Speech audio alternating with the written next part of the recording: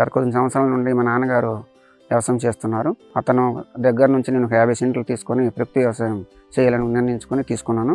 ఆరోగ్య సమస్యల వల్ల ఎక్కువ ఉండడం వల్ల మన సొంత తిండి కోసమైనా సరే పండిస్తే బాగుంటుందని చెప్పేసి ఈ ప్రకృతి వ్యవసాయం తీసేస్తున్నాను. మొదట్లుగా అయితే ఇక్కడ బాగా చెట్టు చేమ ఉండేవి. దీన్ని అంతా కొట్టేసిన తర్వాత ఇక్కడ గట్టు మీద కొన్ని కూరగాయలు వేసాను. కొంతమంది కూడా ఈ పంట తీసుకెళ్ళి నేను ఇవ్వడం జరిగింది. చాలా టేస్ట్గా ఉన్నాయి కూడా చెప్పడం జరిగింది. ఇలా ఎక్కడ ఏం చేసామని చెప్తే మా దగ్గర ఉన్న చుట్టుపక్కల వాళ్ళు కూడా ఇలాగ వేసి చేశాను అని చెప్పడం కూడా జరిగింది. ముంతా తుఫాను వల్ల మాకైతే చెరువు గర్భంలో మేము ఉన్నాం.